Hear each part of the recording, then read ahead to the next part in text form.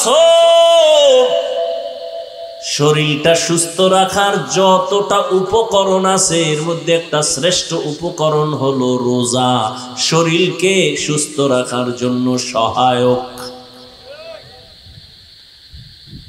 গুগলে গিয়ে সার্চ দিও রোজা রাখলে শরীরের উপকার কি, কিয়ামতের সওয়াব আছে আলাদা আলাদা, শরীরের উপকার কি। ওখানে আমাকে হুজুর টুজুর নাই, সব তোমাকে টাইওয়ালা বন্ধুরা বসা, দেখবা কি সুন্দর সুন্দর থিওরি দিয়ে রাখছে রোজার দ্বারা শরীরের কি কি ঔষধ পাওয়া যায়। শরীরের ভেতরে অনেক জীবাণু থাকে, রোজা রাখলে ওই জীবাণু নষ্ট করে ফেলে। এজন্য নবী শুধু রমজানে রোজা না, আরাফার রোজা, আশুরার রোজা, এমনকি সপ্তাহে 2 দিন সোমবার আর বৃহস্পতিবারও নবী রোজার আমল করতেন। শরীর ব্যালেন্স থাকে, ঠিক থাকে, সুস্থ থাকে। আর যারা জনমের মতো খায়, এক সময় খাওয়ান বন্ধ, বিছানার একেবারে স্থায়ী বান্দা বিছানার সাথে মিলে যায়, অসুস্থ হইয়া পড়ে থাকে দীর্ঘদিন বিছানায়। খাইছে আবল যাবো উল্টা পাল্টা, খালি যা পাইছে গেছে, গরুর মতো খাইছে, কোনো বাধা নাই। হাঁটছে আর খাইছে, গরুতে হাঁটে আর চাটে, এও হাঁটে আর চাটে মানুষ। 3 নাম্বার পরীক্ষা হবে মালের ঘাটতি। ইমাম শাফিঈ রাহমাতুল্লাহ আলাইহি বলেন মালের ঘাটতির দ্বারা উদ্দেশ্য এখানে যাকাত। কিয়ামতের আগে ধনীরা যাকাত দেওয়াটারে জরিমানা মনে করে, এখন তো তাই করতেছে। আমাদের সমাজের রাস্তাঘাটে বিভিন্ন জায়গায় দেখবেন দারিদ্র বিমোচন করো স্লোগান দেয়। আমি আল্লাহর কসম করে বলি, এই জমিনে সঠিকভাবে যারা ধনীরা যাকাত দিবে না ততদিন পর্যন্ত দারিদ্র বিমোচন হবে না।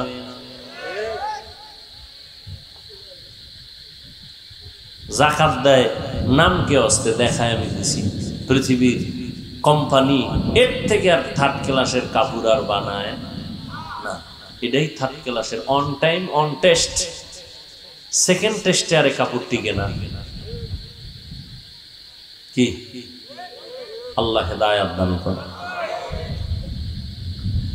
তাহলে যাকাত, মাল আল্লাহর রাস্তায় ব্যয় করো, আল্লাহ মাল দিবে, কমায় দিবে, এটা আল্লাহর পরীক্ষা। ধৈর্য ধারণ করো, শুকর আদায় করো। যে বেশি মাল হইলে মনে হয় আমি আল্লাহর থেকে দূরে সরিয়ে যেতাম, অতএব আল্লাহ আমার যেটা খায়ের চাইছেন, ভালো চাইছেন, ওইটাই করছেন। মাল আসবে চলে যাবে, ঘাটতি হবে, এটা ইমানের পরীক্ষা। পাশ করার জন্য লাগবে ধৈর্য। 4 নাম্বার হলো জীবনের ঘাটতি, জানের ঘাটতি। ইমাম শাফিঈ রাহমাতুল্লাহ আলাইহি এখানে জানের ঘাটতি দ্বারা বুঝাইছেন অসুস্থতা। মাঝে মাঝে আল্লাহ অসুস্থ বানায় দিবেন, ধৈর্য ধারণ করো। আল্লাহ আমাকে আপনাদের সবাইকে ধৈর্য ধারণকারীদের অন্তর্ভুক্ত করে দেন, বলেন আমিন।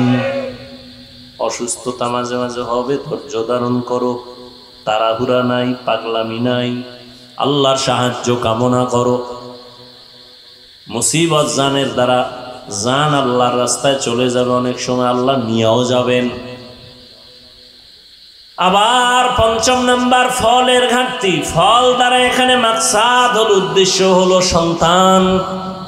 কোরআন শরীফে মা যারা আছে, সন্তানের মা, এদেরকে বলা হয়েছে ফসল উৎপাদনের জমিন, ক্ষেত। আর এই ক্ষেতের ফসল হলো সন্তান। আল্লাহ সন্তান দিয়ে নিয়ে যাবেন, এটাও মুমিনের জন্য পরীক্ষা। ধৈর্য ধারণ করো, সবরের সাথে আল্লাহর সাহায্য চাও। মুসিবতের বেলায় ধৈর্য, গুনাহের বেলায় ধৈর্য, ইবাদতের বেলায় ধৈর্য। আল্লাহর কাছে তওবা করো, ক্ষমা চাও। ও দয়ার মালিক, তোমার মোহাব্বত আমার দুর্বলতার কারণে আজ আমি পিছনে পড়ে গেলাম। ধৈর্য হয় না যে একটু নামাজে দাঁড়াবো, ধৈর্যের অভাবেই পারি না রোজা রাখবো, ধৈর্যের অভাবেই পারি না একটু কান্না করবো, ওলামায়ে কেরামের কাছে যাব। ধৈর্য আল্লাহর কাছে চাও। আল্লাহ বলেন আমার কাছে চাইলে ফেরত নাই। সবাই মনে মনে আল্লাহকে বলো, হে আল্লাহ, ধৈর্য ধারণকারী হিসাবে তোমার পরীক্ষায় পাশ করতে চাই। জীবনে কত নামাজ ছাড়লাম, তোমার ভয় না নিয়ে দুনিয়ার ভয়ে কত অন্যায় করলাম, মা বাবার ভয়ে কত অন্যায়, স্ত্রীর কথার ভয়ে কত অন্যায়, দুশ্মনের ভয়ে কত কথার কারণে আমি কত অন্যায় করেছি। নামাজ পড়ি নাই, রোজা রাখি নাই, যাকাত দেই না, হালাল খাই নাই। আজকে থেকে তোমার ভয় নিয়েই রেডি হয়ে গেলাম, মরতে রাজি, তারপরও তোমার বিরুদ্ধে যাব না। ফেরাউনের ঘরে আসিয়া যদি আল্লাহর দ্বীনের উপরে মজবুত হইয়া চলতে পারে, ও পর্দার আড়ালের আম্মা জানেরা, আপনারা কেন পারবেন না? সাহাবায়ে কেরাম যদি জীবন বিসর্জন দিয়া দ্বীনের উপরে মজবুত হয়ে চলতে পারে, ও মুসলমান ও যুবক ও বৃদ্ধ বাবাজি, আপনারা কেন পারবেন না? হযরতে আলী মাত্র 7 বছরে নবীর হাতে গিয়া কালেমা বললেন। ও আল্লাহর বান্দা, ওমরের মতো বান্দা নবীরে জবাই করতে গিয়া 27 বছরে ওমর কালেমা পড়ে তরবারি নিয়ে দাঁড়ায় গেল নবীর পক্ষে বেঈমানের বিরুদ্ধে। ও যুবক, তুমি কেন পারবা না? এতদিন শয়তানের ধোকায় ছিলা। ওমর কান্না করে 27 বছর পর্যন্ত আমি ধোকায় পড়েছিলাম, এখন আমি আলোর কাছে আসছি, ও আল্লাহ আমারে মাফ করে দাও। আল্লাহর নবীর সোয়া লাগছে, আল্লাহ মাফ করে দিছেন। আল্লাহ জান্নাতের টিকিট দিয়ে দিলেন। আবু বকর, ওমর, ওসমান, আলী সহ 10 জন সাহাবা রাদিয়াল্লাহু আনহুম আজমাইন। এরপর ওমরের কান্না বন্ধ নাই। জান্নাতের টিকিট পাইয়াও আবু বকর কাঁদেন, ওমর কাঁদেন, আল্লাহর কাছে কেমনে দাঁড়াবো? অতএব বান্দা তওবা করো। ও বৃদ্ধ বাবাজি, আল্লাহর কাছে তওবা করেন। আবু বকরের মতো গোলাম বুড়া হয়ে গেছে, নবীরে পাইয়া কান্দে, নবী গো, আমার জীবনের বেশিরভাগ গুনায় কাটাইলাম জাহান্নামী হইয়া, আপনারে পাইয়া আমি তওবা করে নিলাম। আবু বকর যদি পারে, ও বুড়া বাবাজিরা, আপনারা কেন পারবেন না?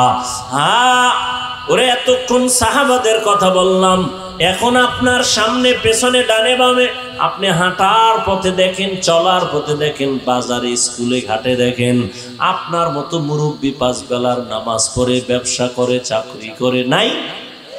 ও যুবক, তোমার মতো যুবক স্কুলে পড়ে, কলেজে পড়ে, ব্যবসা করে, চাকরি করে, নামাজ ছাড়ে না, তুমি কেন পারবা না? ও আল্লাহর বান্দারা, ও পর্দার আড়ালের মা বোনেরা, এখনো আপনাদের মতো কত মা 5 বেলার নামাজ পড়ে, স্বামীর মাল হেফাজত করে, আপনারা কেন পারবেন না?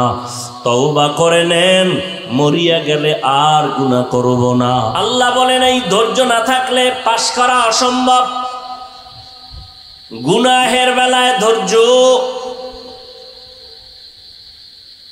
ফজরের 4 রাকাত নামাজ পড়তে ঘুম থেকে উঠবা 20 মিনিট সময়, এই 20 মিনিটের ঘুম ছেড়ে তুমি উঠো, ওইটা 4 রাকাত নামাজ পড়ো ওযু ইস্তেনজা কমপ্লিট করে।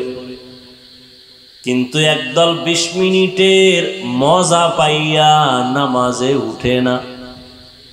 এই 20 মিনিটের মজার সাজা হবে কত হাজার বছর জানা নাই। মজা করছো 20 মিনিট, সাজা হবে 1000 বছর। ধৈর্যের সাথে বান্দা উঠে যাও, মনে চায় না, ঈমানের শক্তি দিয়া উঠো। ধৈর্যের সাথে কোনো তাড়াহুড়া নাই, পেরেশানি নাই। আল্লাহর ডাক আসছে, আসসালাতু খায়রুম মিনান নাওম। এখন আর আমার ঘুমানো যাবে না, ধৈর্যের সাথে উঠতে হবে। এখানে আমি ধৈর্য হারা হলে হবে না। আমি ঘুমাবো, কিন্তু এই টাইম ঘুমের টাইম না। উঠো, নামাজে দাঁড়াও, আল্লাহর মহব্বত নিয়া গুনাহের 20 মিনিট টাইম ছেড়ে দাও। ধৈর্যের সাথে গুনাহ ছাড়ো, মজাটা ছেড়ে দাও। ধৈর্য যদি থাকে আল্লাহর প্রতি, তাহলে তোমার দ্বারা সম্ভব। আল্লাহ পাক রব্বুল আলামিন বলেন, এই গুনার বেলায় ধৈর্য, মুসিবতের বেলায় ধৈর্য, ইবাদতের বেলায় ধৈর্য। আল্লাহ কয়, এইভাবে ধৈর্য ধারণ করিয়া যদি আগাও, আমি বড় বড় 5টা জিনিসের দ্বারা তোমার পরীক্ষা নিব। 1 নাম্বার হলো ভয়, মিনাল খাউফ, ওয়াল জু', দ্বিতীয় হলো ক্ষুধা। আমি ভয়ের দ্বারা পরীক্ষা নিব। 4 মাযহাবের ইমাম, এর মধ্যে একজন হলেন ইমাম শাফিঈ রাহমাতুল্লাহি আলাইহি, বলেন এখানে ভয় দ্বারা উদ্দেশ্য হলো আল্লাহর ভয়। ওই যে একটু আগে বললাম দাড়ি কাটলে আল্লাহ বেজার, ম্যাডাম খুশি। এখন তুমি ম্যাডামের গালির ভয়ে, কথার ভয়ে দাড়িটা কাটবা না আল্লাহর আযাবের ভয়ে দাড়িটা রাখবা? এটা কার পরীক্ষা? আল্লাহর পক্ষ থেকে পরীক্ষা। ভয়ের মাধ্যমে তোমার পরীক্ষা। আর একটা ভয় হলো বান্দার পক্ষ থেকে ভয়। ইসরাইলি জালেমের গোষ্ঠী ফিলিস্তিনের মুসলমানদের বলে তাড়াতাড়ি তোমরা ইসলাম ছেড়ে দাও, বাইতুল মাকদিস ছেড়ে দাও। মুসলমানকে ভয় দেখায়, অস্ত্রের ভয়, মাইরের ভয়। ঈমানওয়ালারা ধৈর্য ধারণ করে পাহাড়ের মতো দাঁড়ায় আছে, কান্নাহুম বুনিয়ানুম মারসুস, এরা সীসা ঢালা প্রাচীরের ন্যায় কল্লা দিয়া দিছে, আল্লাহর ঘরের সম্মান নষ্ট হতে দেয় নাই। 1 নাম্বার পরীক্ষা হলো আল্লাহর পক্ষ থেকে ভয়। দ্বিতীয়ত এই ভয়টা দুনিয়ার মানুষের পক্ষ থেকেও হতে পারে। যদি তুমি বান্দা আরে নামাজে যাও তাহলে তোমার চাকরি থাকবে না, দাড়ি রাখলে আমার ফ্যাক্টরিতে চাকরি হবে না, আছে না? এখন কি চাকরির ভয়ে তুমি দাড়ি কাটবা নাকি আল্লাহর ভয়ে, জাহান্নামের ভয়ে দাড়িটা রাখবা? এটাই তোমার ভয়ের পরীক্ষা। ধৈর্য না থাকলে সম্ভব না। রিজিকের মালিক আল্লাহ, এটা পূর্ণ বিশ্বাস যদি থাকে, ওই বান্দা চাকরির পরোয়া করে না, কামাই রুজির পরোয়া করে না। ওই বান্দা সব পায়ের নিচে ফালায় দেয়, আমার আল্লাহরে বুকে টেনে নেয়। ওয়াল্লাযীনা আমানু আশাদ্দু হুব্বান লিল্লাহ, যারা খাঁটি মুমিন তারা আল্লাহকে বেশি বেশি মোহাব্বত করে। আর যে যাকে বেশি মোহাব্বত করে তারে বেজার করে না, ঠিক না? একটা সন্তান মাকে কত মোহাব্বত করে, বাবাকে মোহাব্বত করে না? করে না? কিন্তু একটা মাইয়ারে ভাইয়া মায়েরে ভালো লাগে না, আব্বাকে ভালো লাগে না। এখনকার মাকে ছাড়তে রাজি, বাবারে ছাড়তে রাজি, ওই বাড়ির পেতনিরে ছাড়তে আমি রাজি না। মরলে এক রশিতে মরব। কি জন্য? এই মাকেও ভালো লাগে না, বাবাকেও লাগে না, মরতে রাজি। বিষয়টা কি? মাঝখানে কাজ করে কি? কি মোহাব্বত, ঠিক না? একটা মাইয়ের মোহব্বতে মা বাবারে ছাড়ে, আল্লাহর মোহব্বতে, রসুলের মোহব্বতে উম্মত কেন দুনিয়া ছাড়বে না? ফিলিস্তিনের মুসলমান জীবন পর্যন্ত দিয়া দিছে শাহাদাতের দরওয়াজায়, আল্লাহর দ্বীনের মোহাব্বত। পৃথিবীর ইতিহাসে শ্রেষ্ঠ এক বেঈমান ফেরাউন নামের গোটা বেঈমানদের এক বড় ইতিহাসের পৃষ্ঠার বড় বেঈমান নিজের খোদা দাবি করলো। শুধু খোদা না, বড় খোদা। খোদা দাবি করলে আবার ছোট ছোট খোদা বইলে দাবি দরকার কি? বড় খোদা। আল্লাহ কোরআনে তা আয়াত দিয়ে বইলে দিয়েছেন। কি দাবি করছিল? ফেরাউন বলছিল আনা রব্বুকুমুল, আমি শুধু খোদা না, সব থেকে বড় খোদা। আল্লাহ তাআলা তার ঘরে দিলেন, তার স্ত্রীর নাম কি? আসিয়া, একজন নারী। আল্লাহর মোহাব্বত অন্তরে এই পরিমাণ জায়গা দিয়েছেন, খানা দেয় না ফেরাউন ধৈর্যের সাথে, আল্লাহকে বেজার করে না।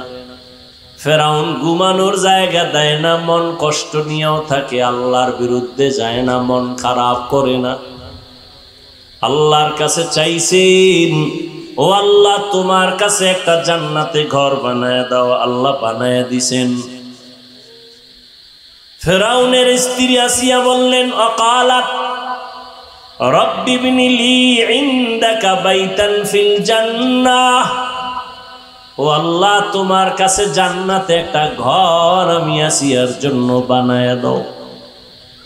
যেই ফেরাউন আল্লাহর সাথে যুদ্ধ কইরা নিজের খোদা দাবি করলো, ওই ঘরে এক আল্লাহর বান্দি তার স্ত্রী ফেরাউনের আসিয়া আল্লাহকে এমন মোহাব্বতের বন্ধনে আবদ্ধ করেছেন, মদিনার নবী বলেন জান্নাতের মধ্যে আমি মুহাম্মদের সাথে আসিয়ার বিবাহ হয়ে যাবে।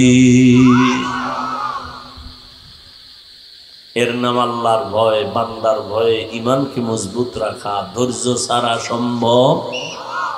5টা না পরীক্ষার মাধ্যমে। দ্বিতীয়টা হলো ক্ষুধা। বলে ক্ষুধা মানে ইমাম শাফিঈ রহমাতুল্লাহ আলাইহি বলেন এখানে ক্ষুধা মানে রোজা।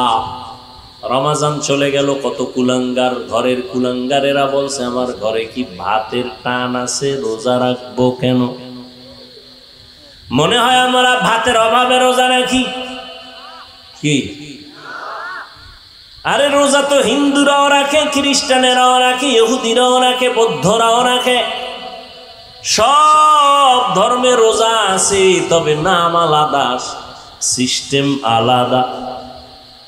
সব ধর্মের মধ্যে না খাওয়ার সাধনা নামে রোজা রাখে, আর আমরা মুসলমানেরা না খাওয়ার সাধনার নামে রোজা রাখি না।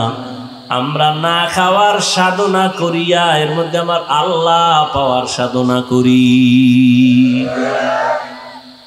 এজন্যই তো আল্লাহ বলছেন রোজা দিলাম কেন? কয় মুত্তাকি হওয়ার জন্য। ইয়া আইয়ুহাল্লাযীনা আমানু কুতিবা আলাইকুমুস সিয়াম কামা কুতিবা আলাল্লাযীনা মিন ক্বাবলিকুম লাআল্লাকুম তাত্তাকুন। ক্ষুধার মাধ্যমে আল্লাহ পরীক্ষা করবেন। রোজা রয় নাই মুসলমান। একদল রোজা রাখছিল ঠিক, তারাবির নামাজ পড়ে নাই। কি পড়ে নাই? তারা সবগুলো নবীর দুশ্মন। আল্লাহটা ঠিক রাখছে, নবীরটা ঠিক রাখে নাই। রোজা হলো আল্লাহর, তারাবি রসুলের। যারা তারাবি পড়ে না এরা রসুলেরটা ঠিক রাখে নাই, অথচ চাপাবাজি করে আশেকে রসুল। আবার একদল তারাবি পড়ছে, পুরাটা পড়ে নাই। আছে না নাই? বিষয় কি? আপনি পড়লে 20 রাকাতই পড়তেন, কম কেন? করোনা এখন আছে নাকি? করোনা কইরা তো মক্কাওয়ালারা 10 রাকাত পরে, আপনি আরো কম পড়েন কেন? ঘুমের ঘরে নবীর সাহাবী ওমরের সাথে আমার ঝগড়া লাগছে, এই জন্য পড়ি না। কারণ আমি ওমরের মানি না, মুহাম্মদের মানি। এরকম অতি চালাক বেয়াদব আছে না নাই?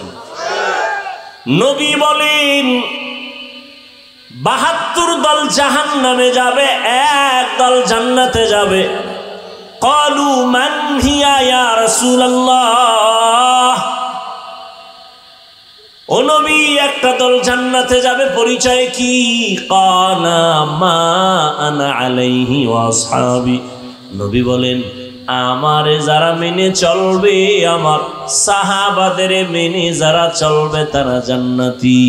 অতএব যারা বলে আমি নবী মানি, সাহাবাদের মানি না, তারা 72 দলের অন্তর্ভুক্ত জাহান্নামী। وبعد فأعوذ بالله من الشيطان الرجيم. بسم الله الرحمن الرحيم. ولنبلونكم بشيء من الخوف والجوع ونقص من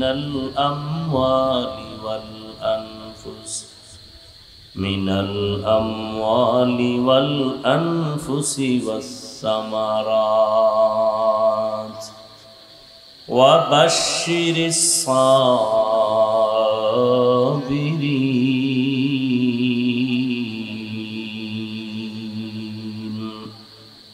وقال النبي صلى الله عليه وآله وسلم من يرد الله به خيرا يصب منه أو كما قال النبي عليه الصلاة والسلام.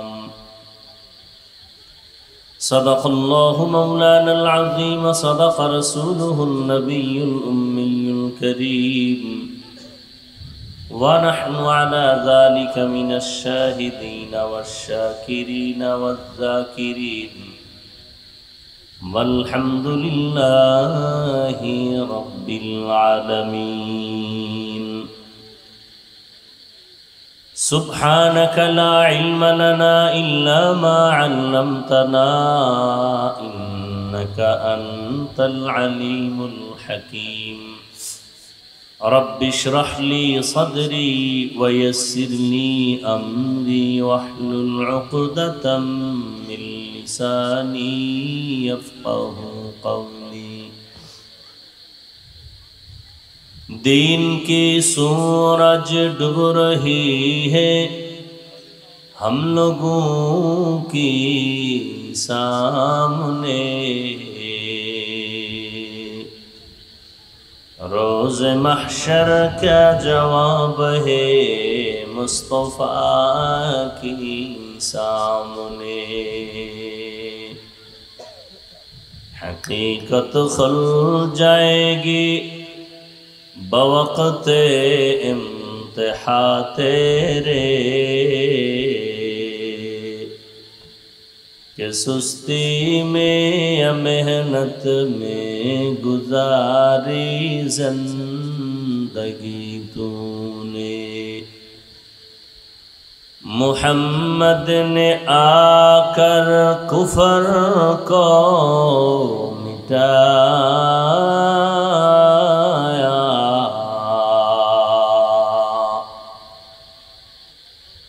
कुफर को मिटाकर सदाकत बताया कुफर को मिटाकर सदाकत बताया। बोलिए बारो আল্লাহ পাকের দরবারে লাখো কোটি শুকর যে আল্লাহ রব্বুল আলামিন হাজারো লাখো মানুষের মধ্য থেকে বাছাই করে পৃথিবীর শ্রেষ্ঠ মজলিস উলামায়ে আহলে হকের মজলিস গুনাহ মাফের মজলিস তওবা কবুলের মজলিস বরকতের মজলিসে হাজারো লাখো মানুষের মধ্য থেকে বাছাই করে আমাদেরকে আশা বসার তৌফিক দান করেছেন নিয়ামতের শুকর আদায়ার্থে সকলেই জবান খুলে দিল থেকে পড়ি আলহামদুলিল্লাহ। ক্লিয়ার হয় না সাউন্ডটা ক্লিয়ার করো। দরুদ ও সালাম সৈয়দুল মুরসালিন রহমাতুল লিল আলামিন শফিউল মুজনিবিন খাতামুন নবিয়্যিন সৈয়দুস সাকালাইন ইমামুল মুরসালিন शफीअ आज़म रसूल अकरम रहमत आलम नबीउल अरब वल आजम हबीब किबरिया अशरफुल अंबिया सय्यदुल अंबिया शफीअ महशर साक़ी कौसर आका नामदार मदीना का ताजदार आफ़ताब नबूवत फ़ख्र मौजूदात सय्यदुल मखलूक़ात हज़रत मुहम्मदुर रसूलुल्लाह सल्लल्लाहु अलैहि व आलिहि वसल्लम সর্বোপরি শুকর যাদের অক্লান্ত পরিশ্রমের মাধ্যমে আজ সুন্দর আয়োজন সময় পরামর্শ অর্থ দিয়ে দোয়া করে উপস্থিত হয়ে মাইক লাইট প্যান্ডেলের ব্যবস্থাপনার মাধ্যমে সহযোগিতা যারা করেছেন এলাকার যুবক বৃদ্ধ ব্যবসায়ী শ্রমিক চাকরিজীবী বিভিন্ন শ্রেণী পেশার মানুষ জনপ্রতিনিধি প্রশাসন উলামায়ে হযরত আইম্মায়ে মাসাজিদ মাদ্রাসা কর্তৃপক্ষ প্রত্যেকেই আল্লাহ পাক রব্বুল আলামিন এই খিদমতের বরকতে দুনিয়াতে শান্তি পরকালে চিরমুক্তির ব্যবস্থা করে দিন। হযরত উলামায়ে কেরাম দীর্ঘ সময় কোরআন সুন্নাহ ভিত্তিক আলোচনা করেছেন। উলামায়ে কেরামদের আলোচনাগুলো সহি তরিকায় উম্মাহকে আমল করার তৌফিক দান করেন। আমি আপনাদের দোয়া নেওয়ার জন্য আসছি এবং সংক্ষিপ্ত কথা বলে বিদায় নেওয়ার নিয়তে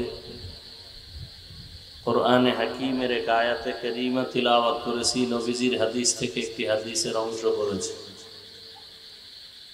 আয়াত হাদিসের আলোকে ইখলাস ও রুহানিয়াতের সমান নয়, কিছু কথা বলার মতো, শুনবার মতো।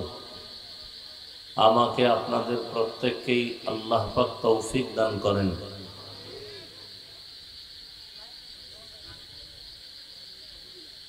আজকের এই প্রোগ্রামে অতিথি হিসাবে উপস্থিত হওয়ার কথা ছিল সাবেক মেয়র জনাব জাহাঙ্গীর আলম সাহেব।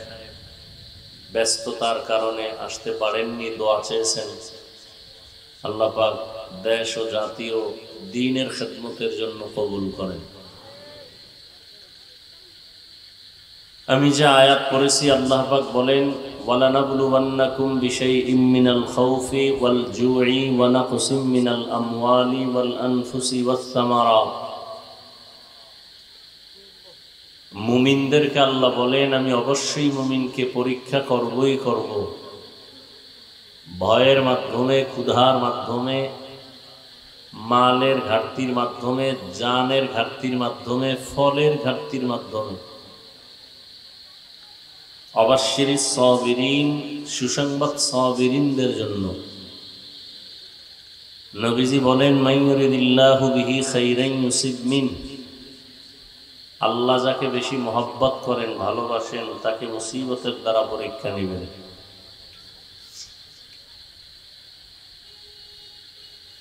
আয়াত হাদিসের মূল আলোচনার বিষয় হলো পরীক্ষা। মুমিনদের জন্য দুনিয়াটা পরীক্ষার হল। আল্লাহ পাক অবশ্যই পরীক্ষা নেবেন মুমিনের। নবীজি বলেন আল্লাহ যাকে বেশি মহব্বত করেন তাকেই মুসিবত দিয়ে পরীক্ষা নেন।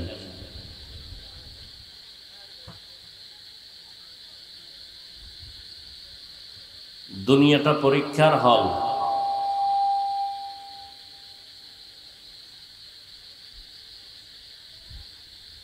পরীক্ষার হল একটা মুসিবতেরই জায়গা। পরীক্ষার হলে গিয়া কেউ ঘুমায় না, খানা খাওয়ার কোনো চিন্তা থাকে না, পেরেশানি থাকে, কঠিন মুসিবত মাথার উপরে। দুনিয়াটাও পরীক্ষার হল, তবে বেঈমানের জন্য না, মুমিনের জন্য। আল্লাহ পরীক্ষা করবেন কি দিয়া? নবী বলেন মুসিবত দিয়া। তাহলে মুসিবত আসাটা মুমিনের জন্য একদিকে নেয়ামত। কেন আল্লাহ পরীক্ষা করবেন? মোহাব্বত বাড়ানোর জন্য, ঈমানকে মজবুত করার জন্য। হাদিসে রসুল অন্য জায়গায় বলেন আল্লাহ পাক যাকে বেশি মর্যাদা দিতে চান মোহাব্বতের কারণে, কিন্তু তার ওই পরিমাণ আমল নাই। যেই আমলে আল্লাহ তাকে উঁচা করবেন, উপরে উঠাবেন, মর্যাদা বাড়াবেন, ওই পরিমাণ আমল তার নাই। নবীজি বলেন তখন তাকে মুসিবত দিয়া, সবরের পরীক্ষা নিয়া, ওই মুসিবতে যদি সে ধৈর্য ধারণ করে, আল্লাহ পাকে মুসিবতের সবরের কারণে মর্যাদা বাড়ায় না।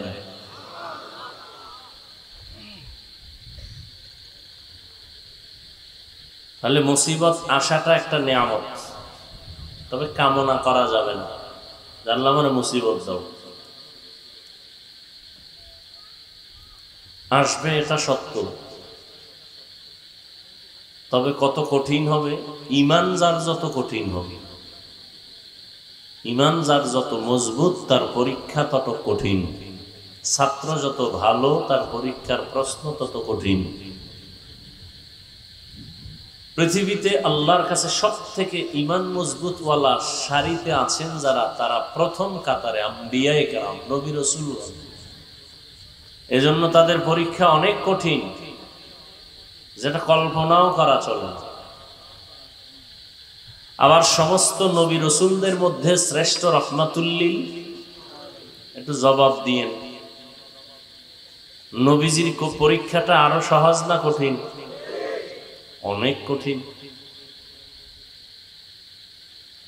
যে নবী দোয়া করলে উহুদ পাহাড় স্বর্ণ হয়ে যায়, সেই নবী না খাইয়া পেটে পাথর বাঁধলেন কেন? যে নবী দোয়া করলে ফেরত যায় না, যে নবীর জন্য আল্লাহ নিজে আশেক, কোন নবীর জন্য আল্লাহ আশেক না, একমাত্র কার জন্য বলেন? শেষ নবীর জন্য। কে আশেক? আল্লাহ আশেক। সেই নবীকে আল্লাহ পাক না খাওয়াইয়া কষ্ট দিলেন কেন?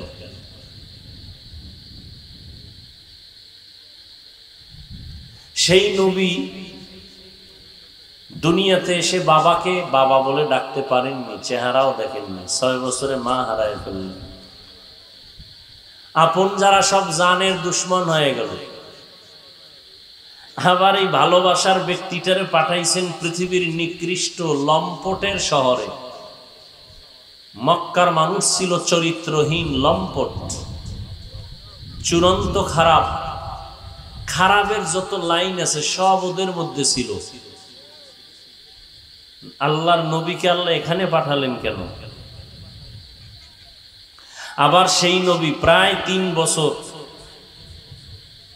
বংশের লোকেরা তাকে গৃহবন্দী করে রাখছে, খানা বন্ধ, পানি বন্ধ। রহমতের নবী গাছের পাতা ছিঁড়ে ছিঁড়ে চাবাইয়া খেয়ে তারপরে পেটের ক্ষুধা নিবারণ করছেন। এটা কল্পনা করা যায়? ভালোবাসার মানুষকে কখনো কি এরকম কেউ করে? কথা বলেন না কেন? ঈমান যার যত মজবুত তার পরীক্ষা তত কঠিন।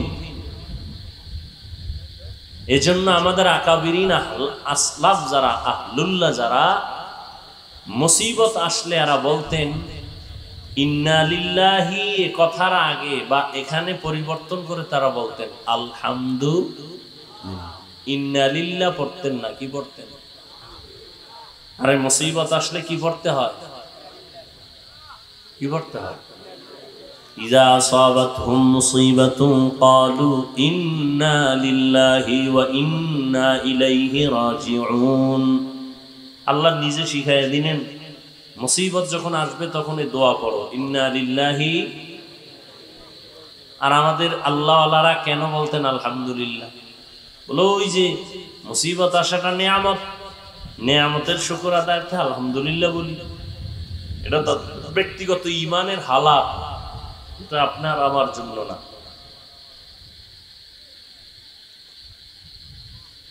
আল্লাহ, তাহলে মুসিবত আসাটা আল্লাহর নেয়ামত, আসবেই।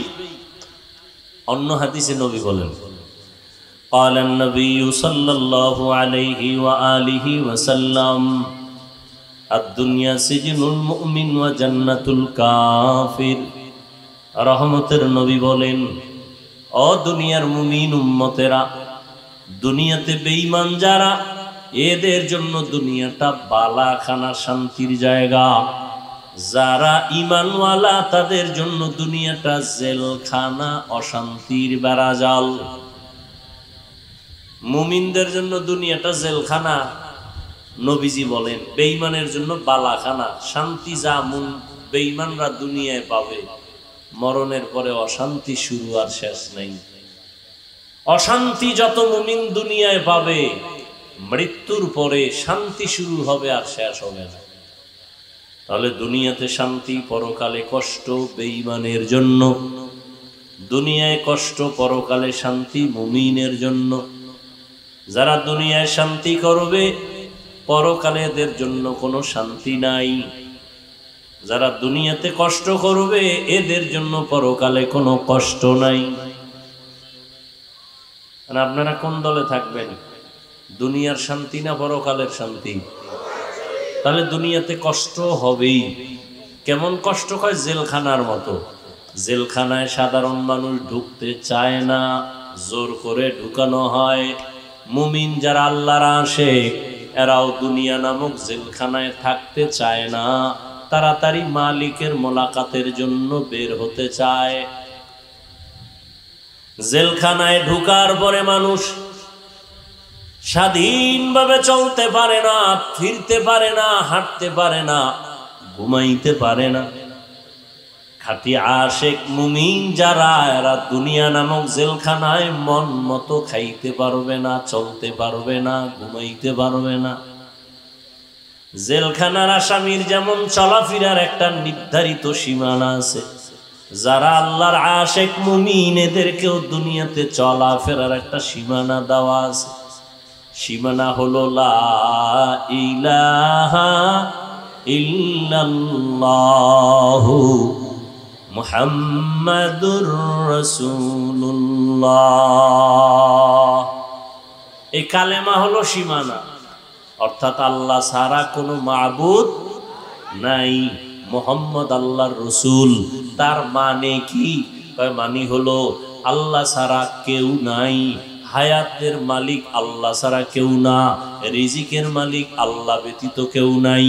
আল্লাহ আমার হায়াতের মালিক, আল্লাহ আমার মৌতের মালিক, আল্লাহ আমার রিজিকের মালিক, আল্লাহ আমার বিধান দেওয়ার মালিক, আল্লাহ আমাকে সম্মান দেওয়ার মালিক, আল্লাহ আমাকে রিজিকের সম্মানের রিজিক দেওয়ার মালিক, আল্লাহ আমাকে মৃত্যু দেওয়ার মালিক, আল্লাহ আমাকে সুস্থ রাখার মালিক।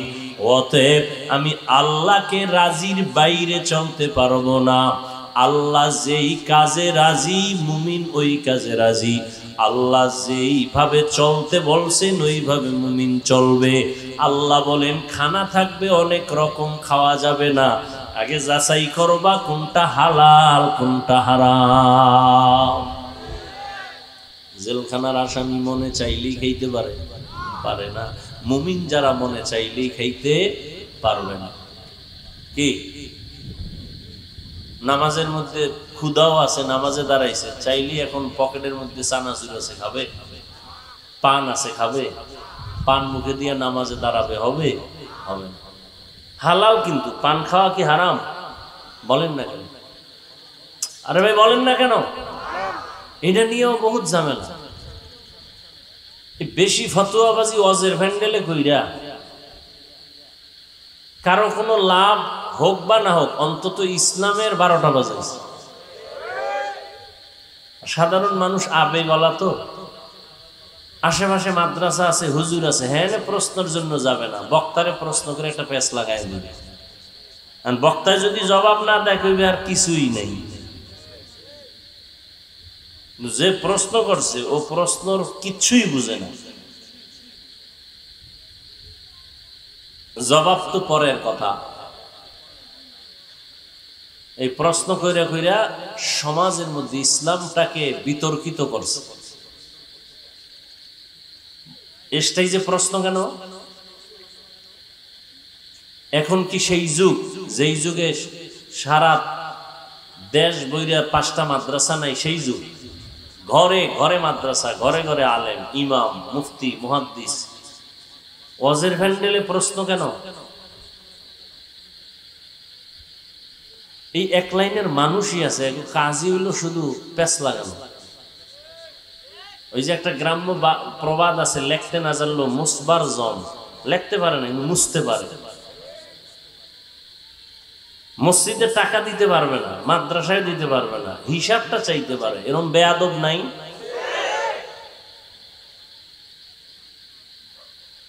আল্লাহ হেদায়াত দান করুন। আল্লাহ, তো কি কথা বলতেছিলাম? খানা খানা পান, হ্যাঁ পান দেওয়া কার নিয়ামত? এটা মানুষ বানায়। আমি কথা বলেন, পান কি কোনো মেশিনে তৈরি হয়? হয় না। সুপারি মেশিনে তৈরি হয় না? আল্লাহ দেয়, আল্লাহ দেয়। মানুষ হাত দিয়ে তৈরি করে কোনটা?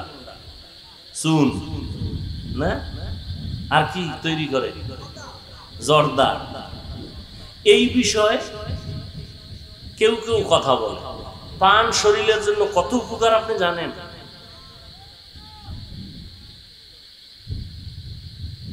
পান খাইয়া মাথা নষ্ট হয়েছে এরকম কোনো প্রমাণ কারো কাছে আছে কিনা? আমার কাছে থাকলে দিন, যে একজনে পান খাইতে গিয়ে এর কথার ব্যালেন্স হারায় গেছে। আছে কোনো প্রমাণ? তো কেন খারাপ বলবেন? বিড়ি টানলে দুর্গন্ধ আসে না সুগন্ধ? একজনে পান খাইলে কি কোনো দুর্গন্ধ আছে? এখন সুন্দর ঘ্রাণওয়ালা জর্দা আছে, যাতে মাথা নষ্ট হবে না, কোনো কি নেশার কোনো ভাবই আসবে না। আপনি কেন এটাকে নিষেধ করবেন? হ্যাঁ, প্রত্যেকটা জিনিস সীমানার মধ্যে থাকবে, সীমা অতিরিক্ত কিছুই না করা, সেটা ভিন্ন কথা।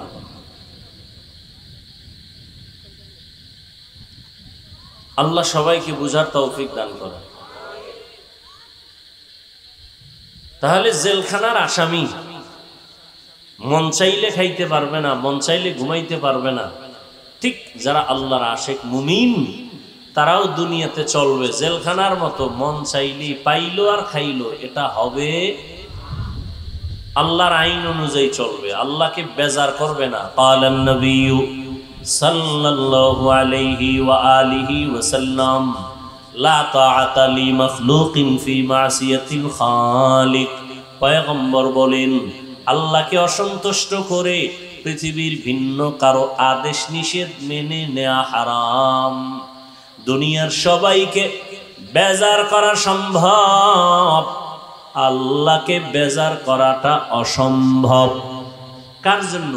মুমিনের জন্য একটা কঠিন বিধান, আইন। মুমিন সবাইরে বেজার করলে করবে, কিন্তু কাকে করবে না? আল্লাহকে। দাড়ি কাটলে আল্লাহ বেজার, ম্যাডাম খুশি, ঠিক না? বেপরদায় চলবা, আল্লাহ বেজার, শালি দুলাভাই খুশি।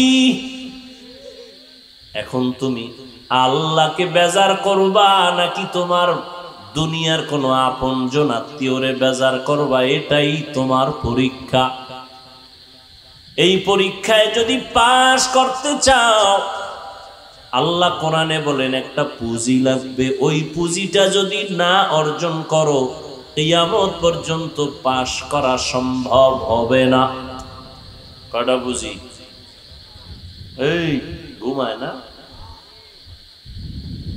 আমি আর 10 মিনিটে ছেড়ে দিব। আপনারা যেমন আমি এরকম, আপনাকে এদুর যদি না চিনি তো চলি কেমনি? আপনাকে ভাবসাব বুঝে আমগো ভাব, আপনারা যেন আমগো ভাব দেখান, আমরা এরকম ভাব লইয়া থাকি। আর যারা আমাকে লাগে ফিরি চলে, আমরা এগুলোকে ফিরি চলি। বুঝেন না কথা? বয়ান কিয়ামত পর্যন্ত কথাটা নিজে তো মনে রাখবেনই, পারলে ঘরের দরজায় ভালো করে লিখে যাবেন, যে লেখাটা নষ্ট না হয়। এখন যে একটা পয়েন্ট বলবো, আধা মিনিট। বক্তার বক্তব্য, আলোচকের আলোচনা, ওয়াইজিনের ওয়াজ, এটা তার ক্রেডিট, তার কোনো এলেম বা আমলের বাহাদুরিতে হয় না। এটা হয় সামিঈন বা শ্রোতাদের অন্তরের মোহাব্বত আর আকর্ষণের উপর। বুঝেন নাই? তা আপনাকে দিলের আকর্ষণ মোহাব্বত যেমন, বয়ানটা তেমনই হবে। এখানে আমার আব্বারও কোনো বাহাদুরি নেই, আমি হাফিজুর রহমানেরও কোনো বাহাদুরি। যদি মনে করি সব আমার বাহাদুরি, তো আমি শেষ। আল্লাহর আদালত থেকে আমি, বরকত থেকে শেষ। অতএব বয়ান কি হবে না হবে আপনাদের অন্তরের চাহিদার উপরেই নির্ভর। আর এটা মুখস্থ করা বয়ান না তো। আর দেখে আসি নাই যে এই লাইনের পরে এই লাইন, এই পয়েন্টের পরে এই পয়েন্ট বলবো। আপনাদের আকর্ষণে যে কথা আল্লাহ বের করবেন তাই বের হবে। কোন কথার পরে কোন কথা বের হবে এটা কি আমি জানি? সম্ভব? কখনোই সম্ভব না। তাহলে তো আমাদের কথায় কোনো ভুলই হইতো না।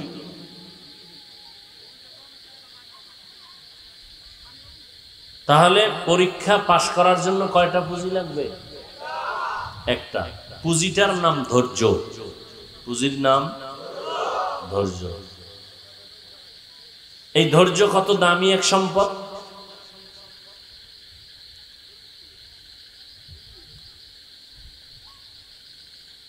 আল্লাহ পাক রব্বুল আলামিন বারবার ধৈর্যের বয়ান করছেন। ধৈর্য ধরো, ইয়া আইয়ুহাল্লাযীনা আমানুসবিরু ওয়া সাবিরু ওয়া রাবিতু ওয়াত্তাকুল্লাহ। ধৈর্য ধারণ করো, বড় দামি এক সম্পদ। কত দামি!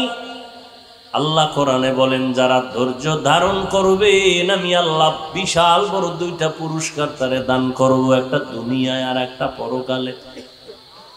এটা হলো বড় বড়, আর ছোটখাটো আছে। এক নাম্বার বড় পুরস্কার, দুনিয়াতে যারা ধৈর্য ধারণকারী হবেন আল্লাহ তাদের বন্ধু হয়া থাকবেন। আরো আস্তে করে বল। আল্লাহ কি আসতে বললে শুনেন না? না সন্দেহ আছে? একটু কম শুনেন। হ্যাঁ, তাহলে জোরে বলেন কেন? আস্তে কথা বলেন। আর এই যুক্তিটা ফজরের নামাজের শেষ 2 রাকাতে লাগাই দিবেন যে ইমাম সাহেব হুজুর আল্লাহ কি আসতে বললে শুনে? হ্যাঁ শুনে। তাহলে আজকে ফজরের নামাজে জোরে কোনো আলহামদু পড়বেন না, পুরা নামাজটা চুপচাপ পড়ায় দেন। যুক্তিবাদীর এই যুক্তি চলবে ফজরের নামাজে? যুক্তি মানলে ঈমান থাকবে। যুক্তি দিয়া আল্লাহ পাওয়া যায় না, বেঈমান হওয়া যায়, নাস্তিক হওয়া যায়, বেশ্যা তাসলিমা নাসরিন হওয়া যায়, হুমায়ুন আজাদ হওয়া যায়। বুঝেননি? তারপর হুমায়ুন আজাদ কি? নাস্তিক। তাসলিমা নাসরিন কি? নাস্তিক। অথচ নাম কত সুন্দর, কত সুন্দর। আমগো গ্রামের নাম কি? বৃষ্টি, নদী, হ্যাঁ, সাগর, হৃদয়, সবুজ, গম্বুজ, কত আজে বাজে নাম। হাসি, খুশি, বৃষ্টি, কত নাম যেগুলো অনেক সময় মুখে আনতেও এই নামগুলো কোনো বেঈমানের বাড়ি নেই।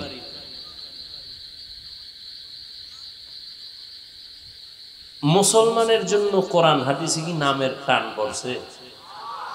কত বড় বেহায়া হইলে বেঈমানের শিখানো নামগুলো নিজেদের মধ্যে নিয়ে আসছে। অথচ সহিহ হাদিসে নবী বলেন, কিয়ামতের দিন যার নামটা সুন্দর হবে আল্লাহ নামের বরকতে তাকে জান্নাত দিয়ে দিবে।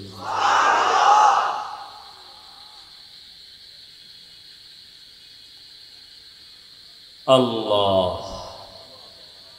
ধৈর্য ধারণকারীদের প্রথম পুরস্কার, আল্লাহ তার বন্ধু হয়ে থাকবেন। ইয়া আইয়ুহাল্লাযীনা আমানুস্তাঈনু বিস-সাবরি ওয়াস-সালাহ ইন্নাল্লাহা মা'আস-সাবিরিন।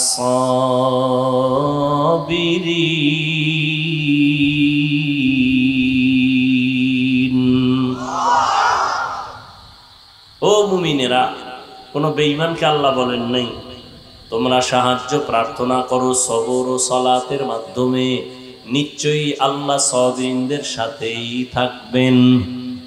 এগুলো দুনিয়ার পুরস্কার। আখিরাতের পুরস্কার কি? আল্লাহ তাআলা ধৈর্য ধারণকারীদের বিনা হিসাবে জান্নাত দিয়ে দিবেন। ইন্নামা ইউওয়াফাস সাবিরুনা আজরাহুম বিগাইরি হিসাব।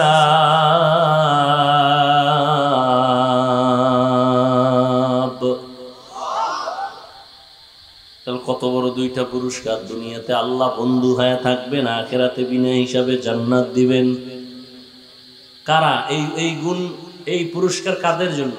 যারা সবর এখতিয়ার করবে, ধৈর্য ধারণ করবে। ধৈর্য আবার 3 প্রকার।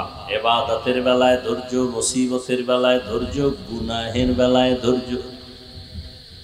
এই যেখানে আপনারা বসে আছেন ইবাদত,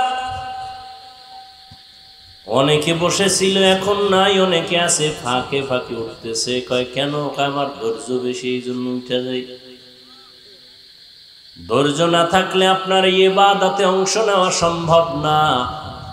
যারা ধৈর্যের সাথে এখানে বসে আছেন, দ্বীনের কথা শুনতেছেন, আপনাদের দাম কত! আল্লাহর নবী বলেন, ঘর থেকে যখন বের হইয়া প্যান্ডেলে রওনা হয়েছো, আল্লাহ প্রত্যেকের সাথে ৭০,০০০ রহমতের ফেরেশতারে কাফেলা বানায় দিছি। আতিনা ফি দারে দুনিয়া না হাসান, আতিনা ফি দারে উকবানা হাসান, ইয়া গিয়াসাল মুস্তাগীসিন ইহদিনা লাফতিখারা বিল উলুমে ওয়াল গিনা। এখানে আসছেন একটা মাসআলা শিখবেন। আল্লাহর নবী বলেন ১০০ রাকাত নফল নামাজ পড়লে যা পাবে একটা মাসআলা শিখলে তাই পাবে। অনেকগুলো দ্বীনের মাসআলা যদি জানতে পারেন, আল্লাহ পাকের নবী বলেন অনেকগুলো মাসআলা যদি জানতে পারেন, দ্বীনের বিধান সম্পর্কে অবগত হন, শিখতে পারেন, ১০০০ রাকাত নফল নামাজের সওয়াব আল্লাহ দান করবেন। তাহলে পরীক্ষায় পাশ করার জন্য কি লাগবে? ইবাদতের বেলায় ধৈর্য, মুসিবতের বেলায় ধৈর্য। মুসিবত আসবেই, যেমন গতকাল এক গেল মুসিবত, যায় নাই? আমরা অধৈর্য হয়ে গেছি। আল্লাহ মুসিবত দিলেন। খাঁটি আল্লাহর মুমিন বান্দা যারা, তাদের পরীক্ষা গুনাহগারের জন্য গুনার ফল। ধৈর্য ধারণ করো, আল্লাহর সাহায্য কামনা করো, নামাজে দাঁড়াও, আল্লাহর কাছে বলো আল্লাহ তুমি হেফাজত করে দাও, ও আল্লাহ তুমি সবর ইখতিয়ার করার তৌফিক দান করো। আল্লাহ মুসিবত দিবেন, আবার আল্লাহ উদ্ধার করে দিবেন। না, উদ্ধার কে করবে? টাকাওয়ালারা, ডাক্তার সাহেব। ডাক্তার অন্যকে যদি উদ্ধার করে তো ডাক্তার মরে কেন? উদ্ধার কর্মীরা মরে কেন? উদ্ধার কর্মী আছে না, এরাও মরে। আর দাড়ি কাটবো না যুবকরা, আর বেপরদায় চলবা না। আল্লাহ আমাদের সবাইকে খাঁটি তওবাওয়ালা বানায়া দেন, তওবার উপরে মজবুত হইয়া চলার মতো তৌফিক দান করেন, আমিন। আলহামদুলিল্লাহি রাব্বিল আলামিন, ওয়াসসালাতু ওয়াসসালামু আলা সাইয়্যিদিল আমবিয়াই ওয়াল মুরসালিন ওয়া আলা আলিহি ওয়া আসহাবিহি আজমাইন। اللهم إنك عفو كريم تحب العفو فاعف عنا. اللهم إنا نسألك رضاك والجنة ونعوذ بك من سخطك والنار. اللهم إنا نعوذ بك من البرص والجنون والجذام وسيء الأسقام.